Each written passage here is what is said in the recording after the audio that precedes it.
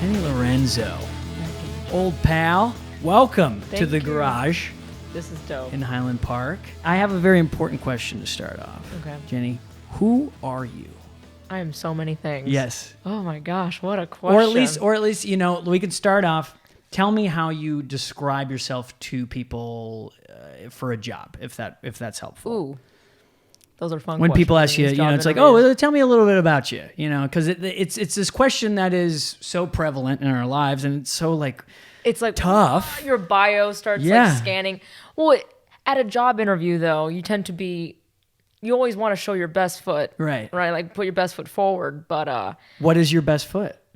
You know, like this reminds me of a scene in The Office where Michael Scott talks about his you know, the bad things about him, but they're actually good. He's like, I'm too hardworking, and I'm too caring, and those are his flaws. I will say, yes, I am a hard worker. I'm not a quitter. Yeah. I care a lot, sometimes too much. So I'm a very much a double-edged sword type of person, right? Yeah. Like anxiety is my best friend and also my enemy. You use anxiety to fuel your work? Is that what you're saying? Yes. And what are you anxious about? Everything. I was diagnosed with, I had OCD when I was a kid. Uh-huh.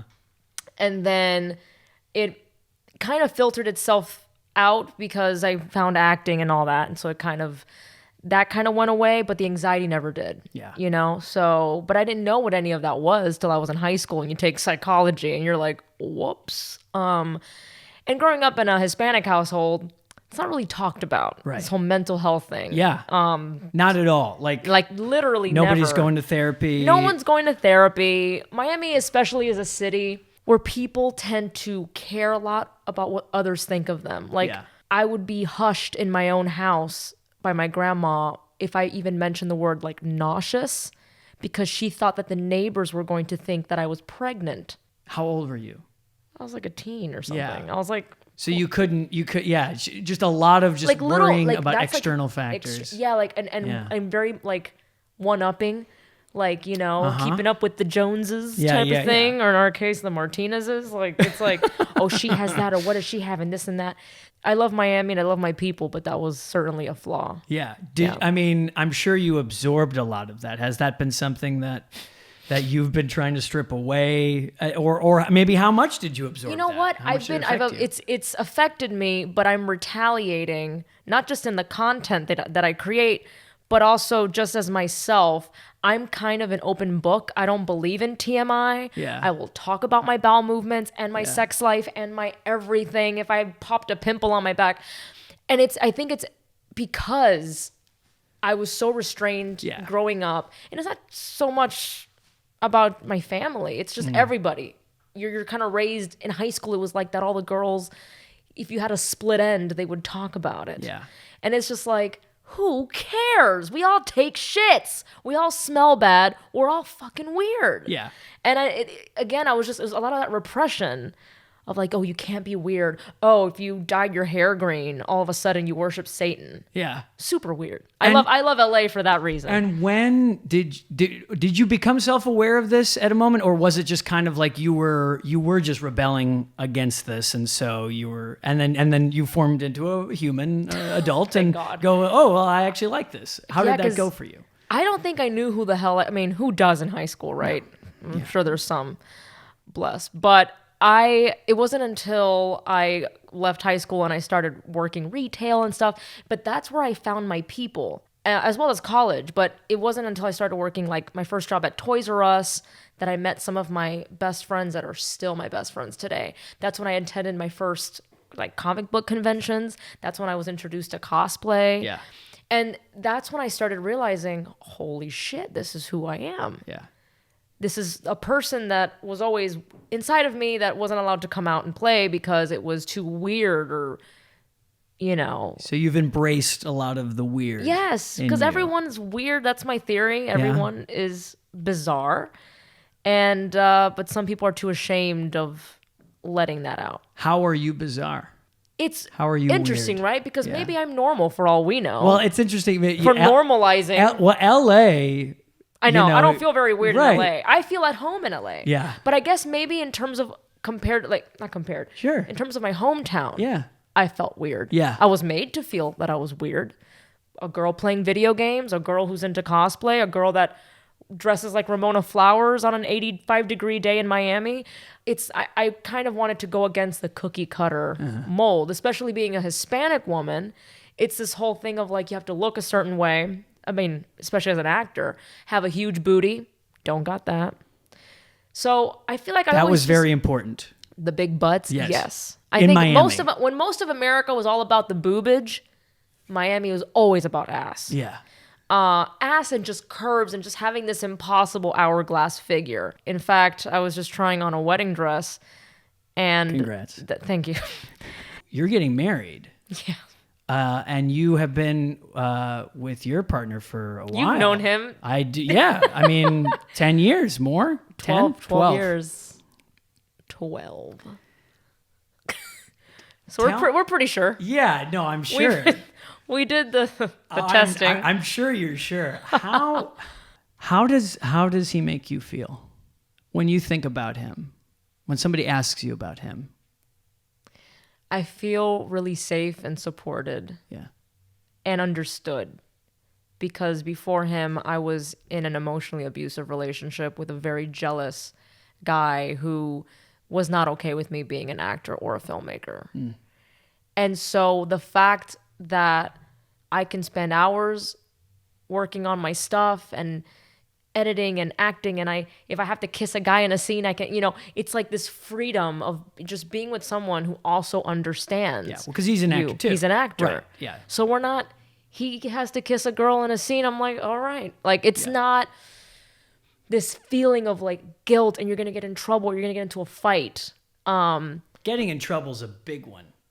Yeah. I've been in that where you're walking on eggshells and it's terrible. That's not a partnership. That's this kind of power fear dynamic. Yeah. Yeah, no, it's terrible. There's a lot of gaslighting that went on in that relationship, and but it made me appreciate my fiance. Mm-hmm. Because I was so young and I was with the other guy for like a while too, considering how young I was. And you just think, oh, this is it, Yeah, when you think this is it, what does that mean? Like, what is this is it? Because for me, when it was like, this is it for me in other relationships, it was, well, I'm not going to get any better than this. So I better just hunker down and absorb all of this shit. It was that. Yeah. Because I'm like, why the hell did I stay? Granted, a lot of these like emotionally abusive relationships are tricky because it's not physical, right? So then you're like, not black and white for sure. It's not black and white, and they're not always terrible. So it's like one day they're great, and the next day, you get on a phone call with them and they're telling you to fuck off. Yeah. It's like this. It's like literally a tumultuous like tidal wave of shit, and so you keep telling yourself, "This is the best that I can get, though. It's not gonna get any better, or who's gonna want to get with me." It's a self-esteem thing, obviously. Yeah. Because I was feeling that way earlier on in that relationship, and I stayed. And everyone was telling me to get out, and I stayed. To dig into to shift gears a little bit here, I do. I asked you at the beginning, who are you? But who are you online? How would you describe how you convey yourself? So, this is excluding the characters that I play, because that's a whole... I mean, however, it can be all-encompassing, yes. Yeah. Yeah. Like, that's an aspect. It's like a weird Hannah Montana type thing, where it's like, I wear a bunch of wigs, and then... but obviously, there's a little bit of me in all these characters, to an extent. And, but when I'm myself, I think Instagram is the platform that I allow myself to just really show who I am, because of, like, Insta stories. YouTube and Facebook are usually strictly for just the content, But when I go live or anything like that, I try to be... My whole goal is to be authentic in my content and in my real life. It's why I look up to, people like Aubrey Plaza, Jennifer Lawrence. They're very real, right, in their interviews. They're not trying to be someone they're not.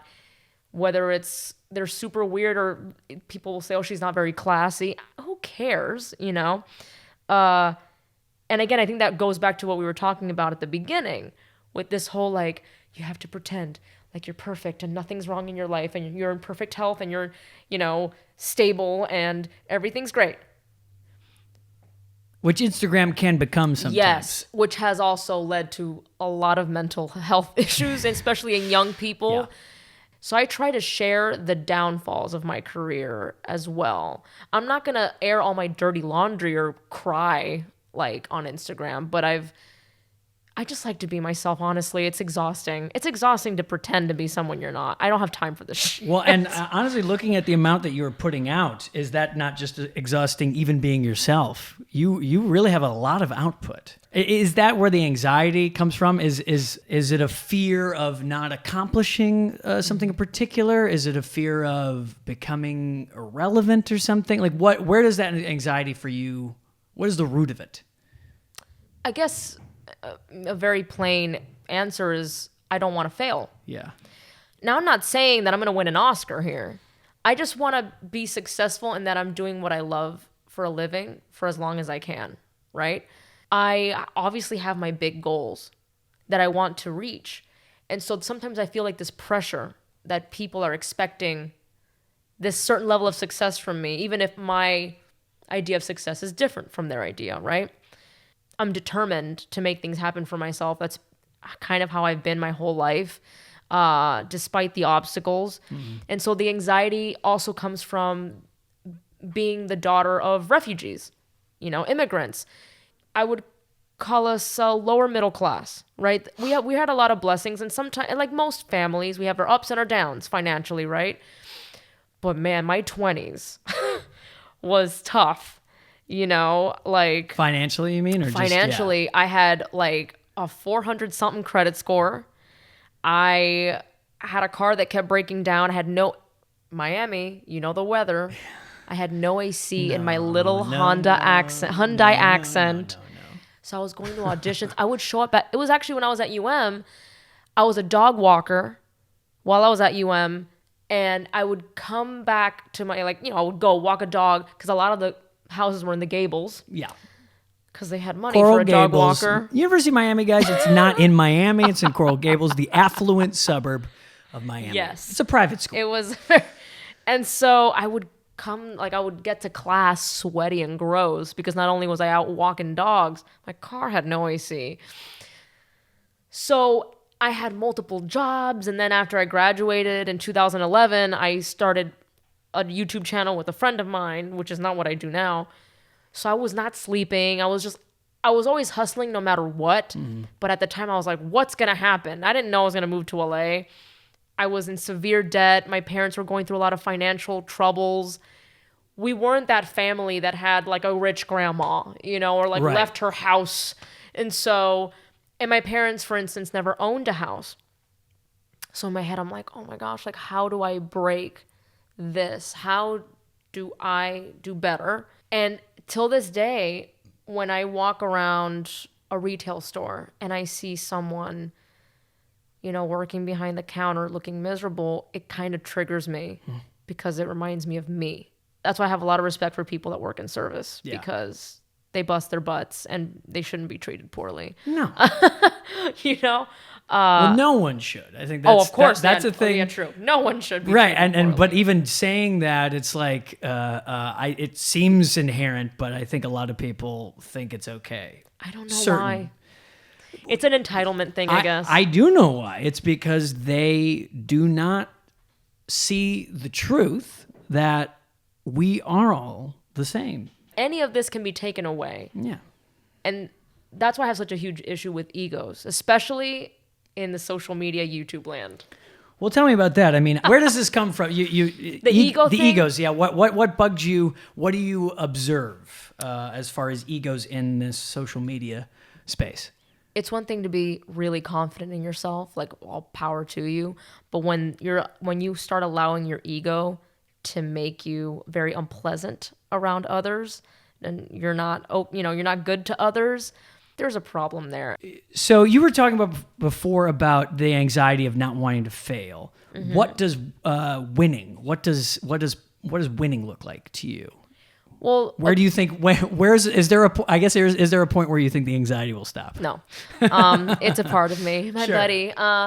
I feel like artists are cursed. We're all cursed. Because I talk to a bunch of my friends that do the same thing I do or don't, right? Whether you're a comic book artist, a singer, a musician. And it's like you're never happy, right? Because you want to then you go, okay, that was great. Like you won this award or you broke this many records, and now what?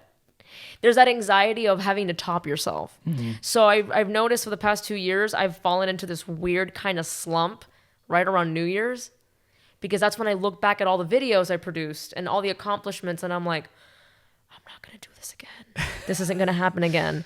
I'm going to fail. Oh, so you're not going to do it again. Like you're not going to have the same level of accomplishment. Yes, I'm not going to make a viral video like that one again. Or but where is that coming from? Because you have proven pretty consistently that is not the case. That you will. You have the drive, you have the talent. Clearly, you believe in yourself. Where do you think that comes from? That shadow. I mean, it runs in my family. Yeah. The pessimistic. Yeah. Thing. So it's almost, I guess, like roots back to like the mental health, right? I have to constantly remind myself to feel grateful as to how far I've come and not worry so much about this imaginary future that doesn't even exist. Right. But it is hard. You go, how much longer are people going to care about this grandma character? How much longer is this going to work? And I think that's a very healthy worry, because you need to ensure your future. Of course. Yeah. So you need to keep evolving. And also that's exactly right. Keep evolving. Here's a very important thing. I just listened to a podcast with Oprah about this, about models. But how do you feel about this imaginary bubble for women with their age in this industry? And I mean, not to bring up something that would bring anxiety up, but do you look at that? Are you preparing yourself for something? Like how are you dealing with that idea when you hear about it? If I'm being honest, it doesn't bother me as much because I'm in comedy. I think women in comedy have it easier. Doesn't matter 100% what we look like or how old we are, because funny's funny. Look at Jane Lynch. She didn't make it till her 40s when she did Best in Show. Or Betty White. Just keeps on doing it. I mean, Lucille Ball really didn't strike gold until I Love Lucy, and she was in her 40s. So before that, she was like a B-lister, you know, in like mediocre films. So a lot of women seem to break through in comedy, mid 30s to 40s, right? At least the people I look up to. I feel really bad for the women who are trying to be, you know, the Scarlett Johanssons of this industry, because I think they treat those women like they treat not musicians, but technically, but like performers. Yeah. Like the Britney Spears. Yeah. I see things are changing, obviously, which is great, but I feel like that's the industry where it's the toughest in terms of like having to look good. Look at all the issues that they gave Kelly Clarkson over her freaking weight. Never mind the fact that she has a great voice. That's not enough, apparently, to be a good singer. So I know that still exists from what I'm hearing from my friends. The whole, 30 is basically dead if you're a woman trying to break through as like a leading lady. Yeah. And it sucks because like in film, you still see the, the hot older like Jeff Goldblums and stuff, and they're still daddies. But a woman who's old at that age, nope. They're not going to be the romantic interest or the lead. Right. Yeah. No, my partner Allie always says, there is no female Paul Giamatti. No. And this is a fucking guy who's a leading man, and look at him. I mean, he's great, but there is not a female equivalent of that who is like having a sideways at 40. Maybe there's one. No. I can't think of one right now. But that's what I'm saying. We can't even think of it. Right. Now, I hope to go back to social media just a little bit. I mean, do you like it? Do you like the way you feel after you're on it? Like think about Instagram, for example. Like, do you find value in it, or are you feeling like you're just participating in something that is helpful to your career? It's happened both ways. There's been many times that I've wanted to delete my Instagram or my social media, but because for different reasons, like when things get people are just fighting nonstop over political. I mean, look at the climate we're in right now. So it gets really intense. I do get anxiety if I see a lot of people doing their thing and, succeeding. And then you're there like, am I doing it right? And you're happy for them, but then it gives you your own bit of anxiety of like, am I doing enough? Or like, I wish that was me, and I fall into that trap, like many people, of like feeling bad that you're not as cool as that person, or you're not where that person is in their career. And then I know people are looking at me and thinking the same thing. It's like this shitty circle of life. It is. That we're all choosing to participate in and creating an environment where we are torturing ourselves. I mean, talk about the good place. Yes. Instagram's a bad place, good place simulator. Yes. In a way. Because you're on there, you're like, oh, this is fun. And then you put it down and you're like, why do I feel worse? I was just sitting on my phone for 5 minutes. That's how I feel. It happens, like that'll happen, but then I'll get a pick-me-up because someone will write me a really meaningful message. Absolutely. Your work is impacting them, or, they get a laugh out of it or something like that. Right. So it's like, it's good and bad. That's what's tough. And then I need to stay on it because that's how I make my money. So the thing is, everyone always wonders, how do YouTubers, and everyone makes their money differently. I make my money through brands, right? Brands, what do? The moment they reach out to you, what's your social following? I need you to take Snapchats of all your analytics. I've done this where if I take like a week or two, a break for a week or two, I plateau. Whatever it is that happens to the algorithm, it just stops. Everything halts, my engagement drops. So it almost feels like I need to just keep going and keep going. Even if I don't feel like it, it's essentially a survival thing. Yeah. It's not like look at me, I want to post about myself every day. It's, I need to do this to survive. Yeah. So it's a mix, right? It's like good and evil all in one. Yeah. You're touching people's lives. You're making people laugh. People send you heartwarming messages and you're like, okay, I have purpose. Oh, but she's so pretty. God damn it. Like, it's just like, But it is, it is a real hustle. It is a job. It is a job. I don't think a lot of people realize how much content creators do. Yeah. Entirely. Or how much time is put in. I mean, yeah. I now know, having been in that YouTube world for a bit, it is a full-time job. Yeah. For running a bigger channel and all that stuff. Yeah. It's not respected as much. I think there are really not a lot of checks and balances, so fucked up shit can just get to kids' eyes and ears, and that's crazy. But at the same time, some wonderful voices can rise to the top and change people's lives. So it's the good and evil too. And I'm sure you've experienced all of that as well. It's like the wild west. It is of like entertainment right now. Yeah, but in a way that the Wild West, where you can tell the cowboy how much they suck directly to their face. In a way. Yeah. You have to directly deal with the response immediately. How do you deal emotionally with reading negative comments? It depends on where I'm at, I guess. Yeah. If I'm already down, if I'm in a bad mood, sometimes it really upsets me and I'll cry. Because it's whatever it is just crazy, weird, personal. I mean, truly, they must get crazy personal. It can get crazy personal. And then some of them you already know is like a 12-year-old with no life. I mean, all 12-year-olds. Unless you're that girl that's trying to... Go outside and play. Go. Sorry, 12-year-olds. I don't mean to offend. Go throw some sticks. I was doing, playing Jumanji when I was 12? Right. I don't think I sound too like an old fogey. Go play outside, kids. Just go connect with the world around you a little bit more. I know. That's what scares me, actually, is seeing children with, like, iPads. And I feel for them. I'm not a parent. I can't speak on behalf of parents and how difficult it must be to raise a human or multiple humans. But it is frightening when I see kids just glued to the iPads. And in my head, I'm like, am I one of those old geezers now that's like, get off the because that was us with our video games, right? Like our Super Mario and our Nintendo. But I still played outside a lot. We did that. Yeah. And also, I mean, I'll just say, like, video games people thought they were bad. I don't think they're the best.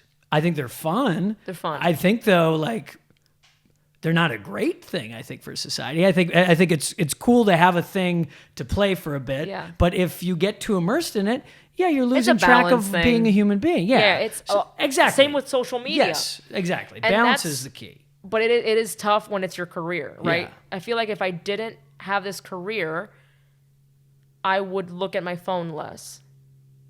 Yeah. Well, yeah, because or have the luxury of deleting my account. Yeah, right, exactly. Do you think? I mean, clearly you've thought about it. Do you crave that life? Do you give yourself those types of breaks? Not often enough. Not on my phone, but I do make sure. So I try to make sure that I don't lose myself in my work because I have workaholic tendencies, right? Yeah. The whole OCD thing. But to me, relationships are very important. So I want to make sure that I'm dedicating time to my fiance, to my friends, even my friends that don't live here. Like, we talk on the phone, we talk online, my dog who I adore, these are all very important to me. Yeah. I never want to lose sight of that just because of my career and being too busy. Are there any other practices in your life that are just for you? Do you do stuff that is just for you, that is not for an audience, that is not for your fiance, that's not for your family? Do you do anything that is just for Jenny? It's so strange because the work is for me. Okay. At the same time. Right. The audience plays a part of it, but it's like, that's when I feel I'm at my happiest. I don't know how to relax.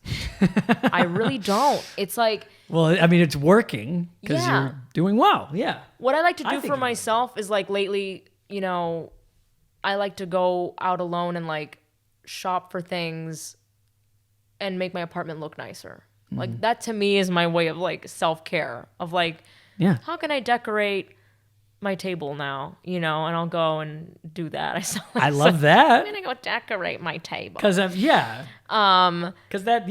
for you. That's like my me time. Uh-huh. It's weird. Like, I don't know how to just sit on my couch and watch. I never do it.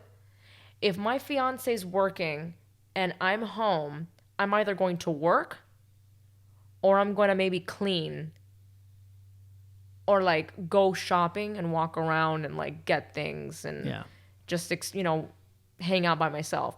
But I don't like sitting on the couch, which is weird because I was like that when I was a kid. But now I'm like, no. I feel like I'm like, I could be doing something else. Yeah. This needs fixing. That needs, I need to do this. Or I'll call my best friend, one of my best friends, and I'll have, like, a long conversation with her. So that's, like, my... Yeah.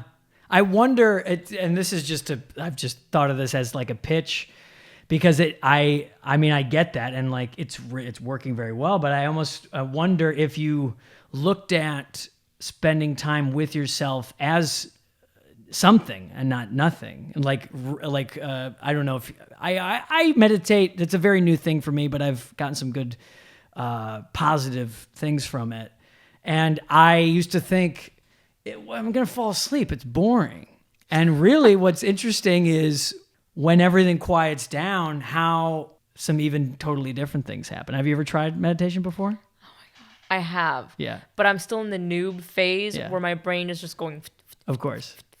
Which is fine. That's an important thing. It's okay. Meditation is not supposed to be nothing. Like, you can aim for that, but it's okay to just to quiet the world around you. I'm not trying to give you meditation advice, but it is. Breathing exercises do help. Okay. Because I feel like I'm constantly, like, a little manic sometimes. And I recently, started working with a life coach. Uh-huh. And cool. He can't. I needed it.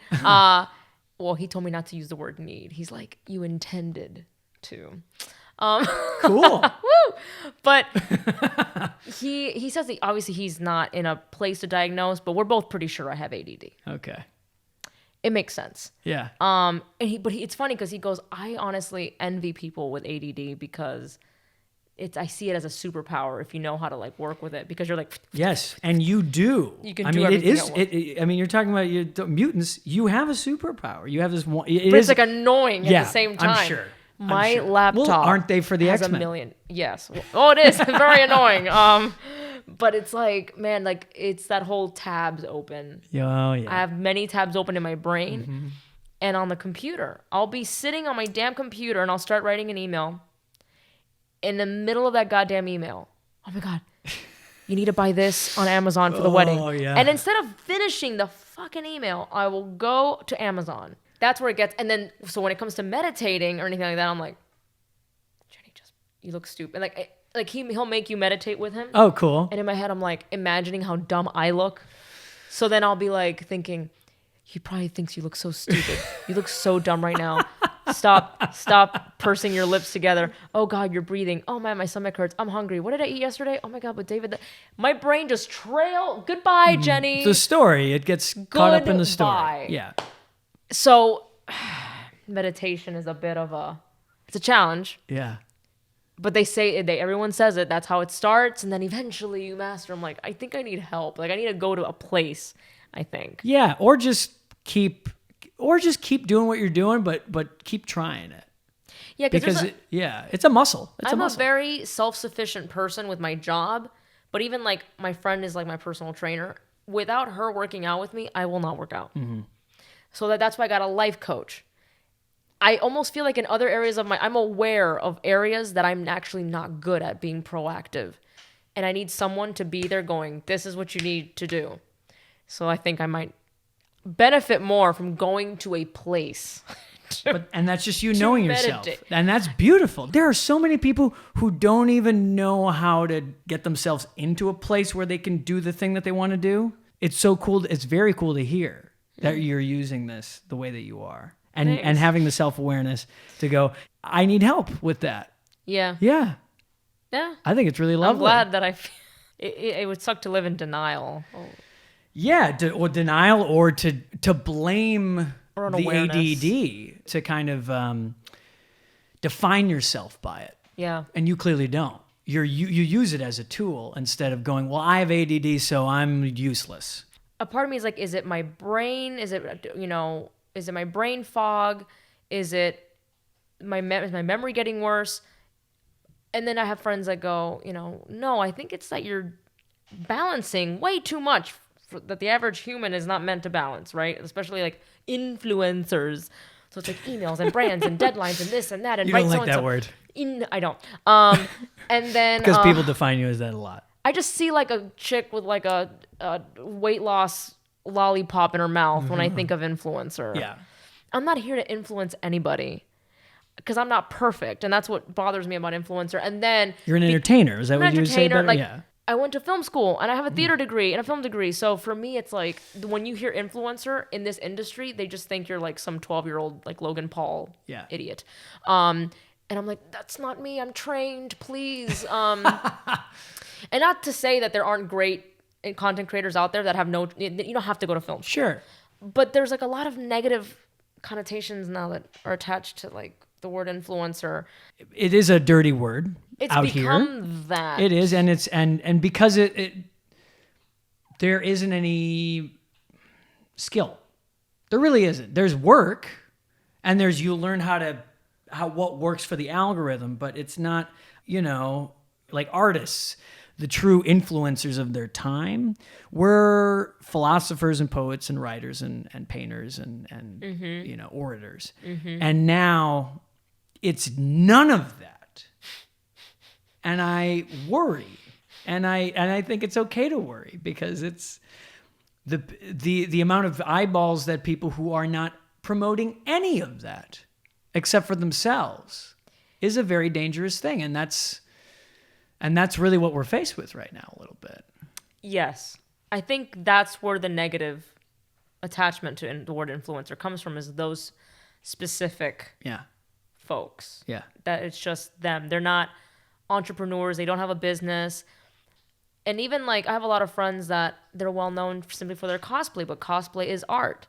They're making these costumes. Well, they're putting effort into the makeup and hair. And when you look at it, you feel affected in a good way, usually. Like, because I know some people feel a certain way about cosplayers, but I think it is art. I agree, it is. Mm-hmm. So, Jenny, what is the most important thing to you in your life? Ooh. The most important thing to me in my life is that everyone I love is taken care of and reaching for their highest selves. So not being stuck in one place. I like to see all my friends happy and succeeding in what they love to do. So that to me is very important, is that everyone's happy and taken care of and in a good place in their life. And I know I don't have control over all of it, but I think that's a big part of who I am. Not everybody likes it. I've had my therapist be like, stop. But you care. You got a big heart. I do really care. I invest a lot of time in other people, even strangers. Like I'll stop and just, if I'm compelled, I'll like stop and like, yeah, I guess according to my therapist, I go too far in trying to help them, or like giving too much of yourself. Giving too much of myself. Yeah.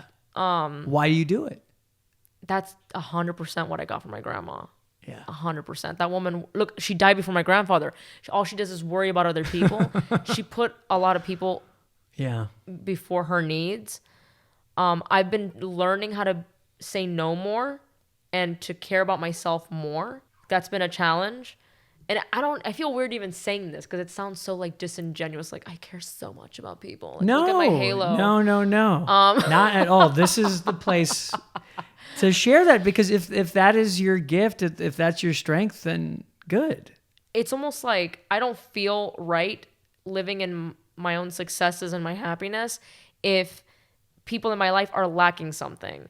And so I wish that I had more. Like I want to succeed, not just for myself, but like if a friend really needed a new mic for their podcast, or if they were missing that one piece that is needed to move them forward, I want to be able to help them with that little piece, because I know what that was like when I was broke as hell in Miami, scraping up pennies to do whatever it is I needed to do. So and it's not just from a financial standpoint, but it's like helping people find work, like using my resources and my platform to like help fit my friends and family into the right slots that can help them achieve what they need or want to achieve. Yeah.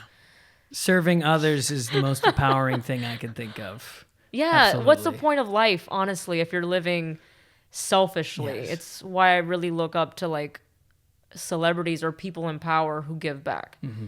But like really, I think when people do these things, really question why they're doing it too. Like I think motivation should always be like pure. Yeah. And not because you think you're going to get something out of it. Or I struggle sometimes when people boast about a good deed they did. Sure. Well, and I don't know if that's good or bad. There's some good that comes of it because then it inspires you. Sure. Oh, she gave this to a charity, but I don't know. Yeah. Well, that's why I think in the Jewish faith, I'm not Jewish, but I've learned about this recently. You know, they have a thing called a mitzvah, and that's when you do a good deed and you don't. It's anonymous, and it's like, and if everybody's doing mitzvahs, we're all pretty good. Well, if more people do mitzvahs, then the world is going to be a better place. So that's what the aim is to a certain degree, and I think you're right. Intentions are incredibly important. I like to wrap up by asking, how does your heart feel right now? It feels good. Yeah? It feels like I don't get to talk about these things often, or at least not in this sort of space, right? You know, where people are going to listen to it. I know. Yeah, I know. Yeah, it feels really nice. Like it feels like complete. Yeah, it's maybe not a bad end to your day here. No, this is very nice. Good. Yes. Well, thank you so much for being here. Thank you. This was lovely. I'm so happy that you're my friend.